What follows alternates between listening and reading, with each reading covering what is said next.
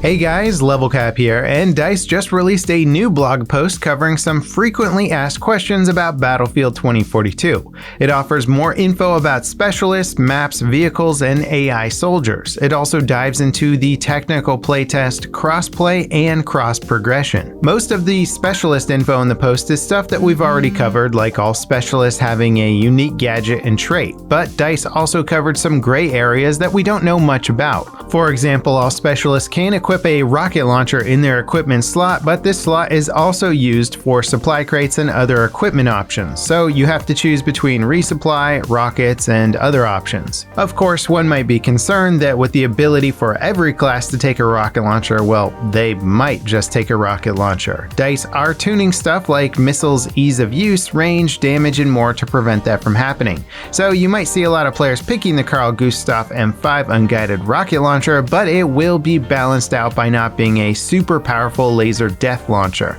The projectile might not fly perfectly straight, or it could have a lot of drop.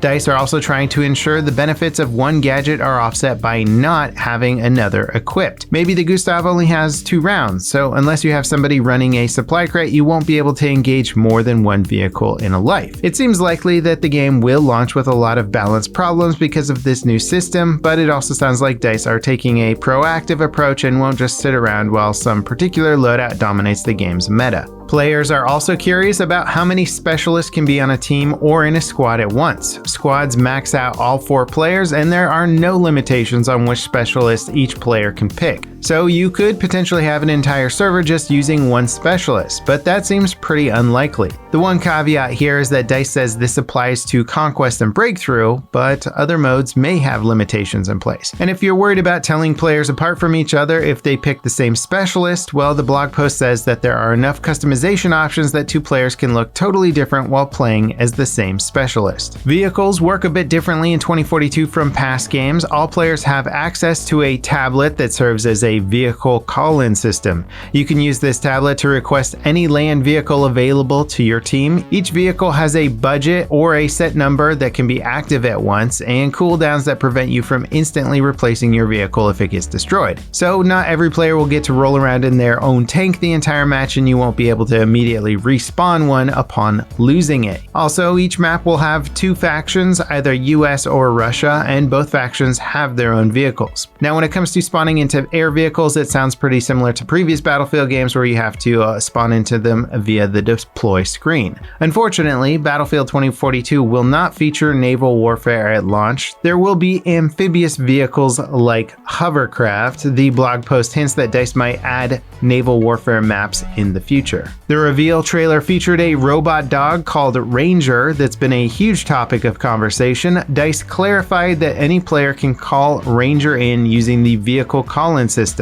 Only a certain number of Rangers can be active on the map at any given time. Once it lands, it'll follow you unless you tell it to go to a specific location. It doesn't have a ton of armor, so it will take damage from gunfire, explosives, and EMPs. You can also throw C4 explosives on Ranger, tell it to go somewhere, and then detonate it. Now, AI soldiers are another gray area for the game. DICE clarified that they're primarily used to fill servers and are not intended to replace the need for players. Players joining a server will replace AI soldiers. Previously, DICE have said that there can be up to 64 AI soldiers on a server. As for how good these AI soldiers are, they're not going to play at a pro level. They also don't have access to specialists, so no AI players using wingsuits or turrets. That said, they can call in vehicles, capture objectives, use grenades, and revive teammates. There won't be any way to completely opt out of playing against AI soldiers in Conquest or Breakthrough, but in theory, you shouldn't be joining servers that are mostly full of bots. Players are always prioritized in matchmaking over bots. The blog post confirmed DICE are working on both crossplay and cross-progression for Battlefield 2042. The upcoming technical playtest has been pushed back from this month to later this summer so DICE can test these systems out as well. To get invited to the playtest, DICE recommended updating your EA playtesting profile. It will be a very limited test, so updating your profile isn't a guarantee that you'll get in. There will be a beta phase for 2042 open to all players before launch. PC and console players will be able to opt out of crossplay if they want. PC, Xbox Series, and PlayStation 5 players will have crossplay with each other. Xbox One and PlayStation 4 players are isolated from the other platforms because of their reduced scale and player counts. The last few tidbits in this blog post clarify a few things that we've heard about before.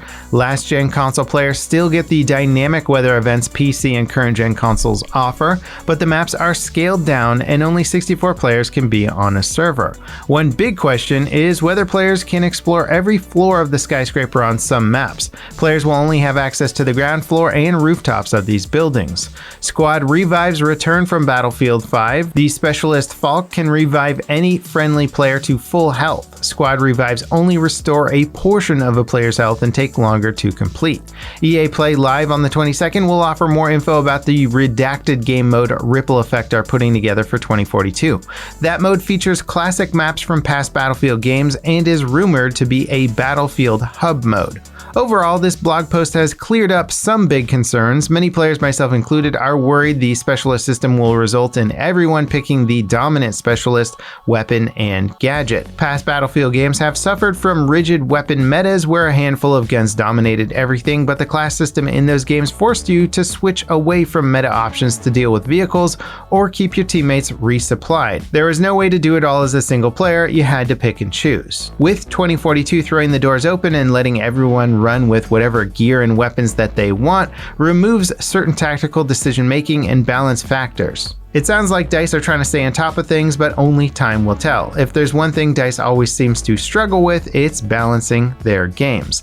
2042 changes a lot of things that Battlefield players are familiar with. DICE does have a history of trying to reinvent the wheel or fix things that aren't broken, and I hope that is not too much the case with Battlefield 2042. Regarding the AI situation, I don't know how much was really clarified from this blog post, knowing that up to 64 players can join a server, but the example they gave was like, hey, if you have 120 players in a server, well, we might just top it off with 8 AI bots.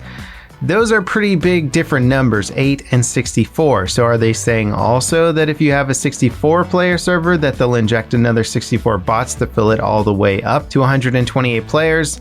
It seems like they might have dodged around that subject a little bit in the blog post, as I think many people would be concerned that that would actually happen. Anyway, we do have more info. I don't know if I would say it calms my concerns regarding AI or class balance, but ultimately we're just going to need to play the game and see how it turns out.